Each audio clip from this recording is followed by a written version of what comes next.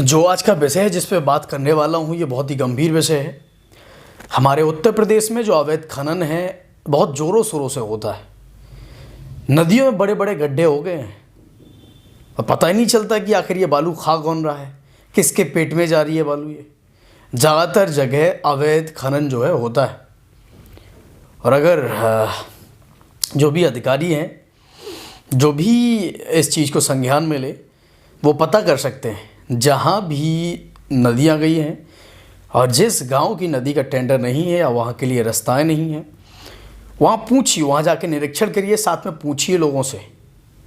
जो पुलिस विभाग के लोग हैं वो एंट्री लेते हैं, किसी से पर ट्रैक्टर 1200 रुपये, किसी से 1400 रुपये। तो जब ट्रैक्टर या अवैध खनन पुलिस के द्वारा ही करवाया जा रहा है तो क्या आशा करें हम कि किससे कहें इसे रोकने के लिए। लोग बाग परेशान हो जाते हैं। हाल ही में एक मामला आया, वो जरिया थाने का है। बरहाला के रत्नेश जी उन्होंने हमें बताया कि कुछ दबंग हैं जो खनन कर रहे हैं और हालांकि ये टेंडर है उन लोगों का जो खनन कर रहे हैं, लेकिन वो किसानों के खेतों से ट्रक ले जा रहे हैं और किसानों की जो फसल की बर्बादी हो रही है उनको पैसे भी नहीं दे रहे हैं। तो इसके ऊपर भी लगाम लगनी चाहिए और जो भी अधिकारी हैं इस चीज़ को संज्ञान में लेकर उन किसानों को जो मुआवजा है, जो पैसा है, वो तो उन्हें दिलवाया जाना चाहिए। वैसे ही किसान मर रहा है, कभी फसलें जो है पानी की वजह से बर्बाद हो जाती हैं, पानी ज़्यादा बरसने की वजह से, कभी ना बरसने की वजह से, और जैसे तैसे फसलें बचती हैं तो ऐसे नुकसान हो जाता है। जानवर भी जो है बड़ी समस्या है। अन्य जानवर हैं जो कई सारे भाजपा के जो सम्मानित विधायक हैं वो भी अपनी सरकार को ये अवगत करा चुके हैं, मीडिया में खोल के कह चुके हैं कि अन्य जानवर हैं वो बड़ी समस्या हैं जिससे गांव वालों को परेशानी होती है। सर्दी में मैं पहले भी इस चीज़ का जिक्र कर चुका हूँ कि जो है अगर थोड़ी सी भी मतलब सांस हो अगर रज़ाई में तो हवा वहाँ से अंदर आती तो ऐसा लगता है यार कि जैसे काट रहा हो कोई। और किसानों को ऐसे में रातों में जागना पड़ता है, खेतों में जानवरों को भगाना पड़ता है। तो अगर योगी जी के द्वारा गौशालाएँ संचालित हो रही हैं तो उन्हें इतना और करना चाहिए कि आखिर उन गौशालाओं में हो क्या रहा है, गायें हैं या नहीं है, या पैसा डकार रहे हैं जो जिम्मेदार लोग हैं।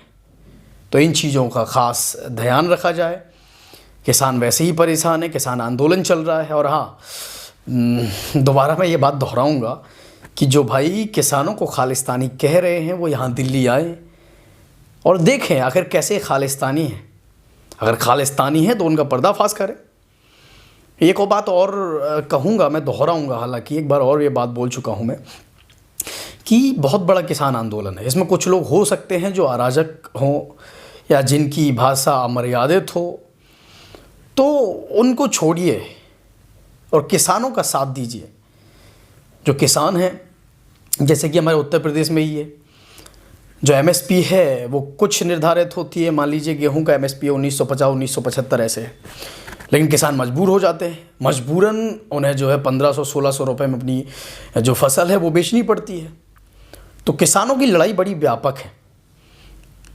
आज हम जाएंगे किसानों के बीच में, वहाँ जानेंगे कि किसानों की लड़ाई किन किन मुद्दों पर है और आखिर किसान कब तक ये संघर्ष जारी रखेंगे। और एक बात और कहूँगा कि सभी पुलिस वाले भी गलत नहीं होते हैं। हाल ही में एक मामला आया है जो औरई डिप्टीगंज चौकी के जो उप निरीक्षक हैं मोहित कुमार यादव जी, उन्होंने हाल ही में एक बच्चे को जो गुमशुदा हो गया था, गुम गया था, उनको अपने उनके पेरेंट्स से मिलवाया उस बच्चे के।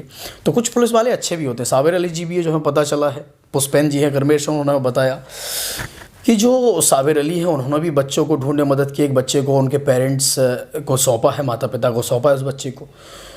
तो कोई भी विभाग हो उसमें सभी अधिकारी एक जैसे नहीं होते हैं। बशर्ते जो मुद्दे हैं किसानों को लेकर उत्तर प्रदेश सरकार, जो सभी विभाग हैं उनमें जो धांधलियाँ हो रही हैं। एक मुद्दा और मैं यहाँ कहूँगा और ये बड़ी समस्या लोगों के बीच। मान लीजिए केसीसी कार्ड बनते हैं, किसानों के कार्ड बनते हैं, ग्रीन कार्ड बनते हैं, तो उसके लिए या तो जो मैनेजर होता है टहलाता रहता है या फिर मोटी रकम मांगता है कि इतने इतने पैसे दे दो आपका काम हो जाएगा। बीच में बहुत सारे ब्रोकर भी होते हैं, दलाल होते हैं जिनका मैनेजर से कांटेक्ट होता है। बेचारे किसान, मासूम किसान जो कई कई घंटों मैनेजर उन्हें लाइन में लगाए रहते हैं, या जो भी बैंक कर्मचारी, हर एक कर्मचारी की या हर एक मैनेजर की बात नहीं कर रहा हूँ मैं, लेकिन ज़्यादातर बैंकों में ये हाल है। एमएसएमई सेक्टर में गवर्नमेंट कहती है कि इतना पैसा हमने दिया है, लेकिन अगर कोई एमएसएमई सेक्टर के तहत लोन मांगने जाता है तो उसे बैंक वाले ये कहते हैं कि हमें तो इसकी कुछ जानकारी नहीं है, आप ब्लॉक में पता करिए। और जब ब्लॉक में बंदा जाता है तो उसे झाड़ के भगा दिया जाता है। तो ये सब बहुत सारी कमियां हैं। केवल अधिकारियों को पद दे देने से, उन्हें जिम्मेदारियां सौंप देने से काम नहीं चलेगा। सभी जिम्मेदार अफसरों को ये देखना भी पड़ेगा कि जिन्हें जिम्मेदारी सौंपी गई है आखिर वो अपना काम अच्छे ढंग से कर रहे हैं या नहीं कर रहे हैं। उत्तर प्रदेश में बहुत ही अपराध की बात करूं मैं तो अपराध में भी बढ़त हुई है। पिछले दिनों ही जो बीजेपी विधायक हैं चरखारी से, उनकी गाड़ी पर हमला हुआ है, तो क्राइम पर भी कंट्रोल करें। और रही बात खनन की, तो खनन में पत्रकार भी जो है वो बेबस हो जाते हैं। एक आध पत्रकार अगर कुछ आवाज़ उठाता है तो उसको पुलिस वाले ही ठिकाने लगाने की सोचते हैं या फर्जी मुकदमा लगा देते हैं। अभी हाल ही में जो मौदा के भाई हैं, पत्रकार भाई, वो अनशन पर बैठे हुए हैं क्योंकि उनके ऊपर फर्जी मुकदमे लगाए गए हैं। तो पत्रकारों की भी कुछ मजबूरियां होती हैं। बंदा आता है, डिग्री लेके आता है, लेकिन उसको भी कहते हैं अगर वो ढंग से पत्रकारिता करता है तो डर रहता है उसे कि ऐसा ना हो, यहाँ सब पत्रकार तो आवाज़ नहीं उठा सकते हैं, बेबस है किसी न किसी कारण से, लेकिन अगर खुद आवाज़ उठाएं पुलिस लपेटे में ले ले तो ये भी एक डर रहता है। लेकिन अगर समाज में बदलाव लाना है तो इस डर को भी दूर करना होगा। तो जो जिम्मेदार ऑफिसर हैं, अगर मेरी बात सुने तो इन बातों का ख्याल रखें। और हाँ, एक बात और कहूँगा मैं, जो ग्राम प्रधान होते हैं, किसी भी गांव की बात करूँ मैं, कुछ गांव ऐसे हैं जिनका काम देख के वास्तव में लगता है कि हाँ प्रधान ऐसे होना चाहिए। जलाखर के प्रधान हैं, गौरारी के प्रधान हैं, जिनके काम देख के वास्तव में लगता है कि हाँ प्रधान ऐसे होना चाहिए। लेकिन ज़्यादातर गाँव में क्या देखा जाता है कि ना तो साफ़ सफाई प्रॉपर ढंग से होती है, नालियाँ बजबजाती रहती हैं, और सड़कें दिखा दी जाती हैं कि यहाँ से लेके यहाँ तक सीसी डल चुकी है, लेकिन वो कई साल तक, 5 साल निकल जाते हैं, सीसी डलवाई नहीं जाती है। पता चलता है जो प्रधान है सच्चे हो मिल के पैसा निकाल लेते हैं, लेकिन जो गांव में काम है विकासकार वो नहीं हो पाता है। और एक बात और कहूँ, जो मनरेगा के तहत जो काम होता है उसमें बड़ी धांधली होती है। उसमें 80-20 का रेशियो चलता है।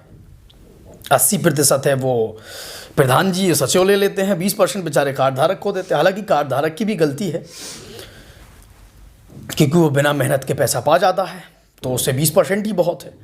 लेकिन इसमें भी कुछ प्रधानों की मजबूरियां भी होती हैं कि उन्हें काम भी कराना होता है, और वो ऐसा करते भी हैं। तो सबको गलत तो नहीं ठहरा सकते, क्योंकि मेन मुद्दे से काम करना, आप कैसे काम करवाते हैं। लेकिन जिस प्रधान के गांव की नालियां बजबजा रही हैं, जिस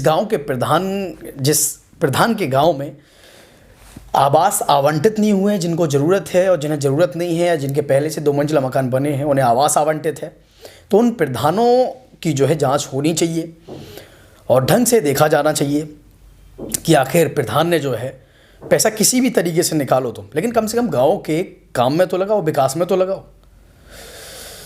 तो ये सारे मुद्दे थे जिन पर सभी को विचार करना होगा। जनता से भी एक अपील है कि जनता को, जो सच्चे पत्रकार हैं, निर्भीक पत्रकार हैं, गिने चुने होते हैं हर क्षेत्र में, तो उनका साथ दीजिए, और कदम कदम पर उनके साथ नहीं चल सकते तो इतना उन्हें विश्वास दिलाइए कि अगर कभी ज़रूरत पड़ती है तो आप उनके साथ खड़े हैं। चलिए, नमस्कार। हाँ, एक चीज़ और कहूँगा मैं कि जनता का राज जो है वो न्यूज़ चैनल है अपना। अगर आप चाहें, आप सबका न्यूज़ चैनल है, तो उसे सब्सक्राइब करके और मजबूत कर सकते हैं, ताकि मैं ऐसे ही जनता की आवाज़ उठाता रहूं और कोशिश करूं कि जनता का राज स्थापित हो। धन्यवाद।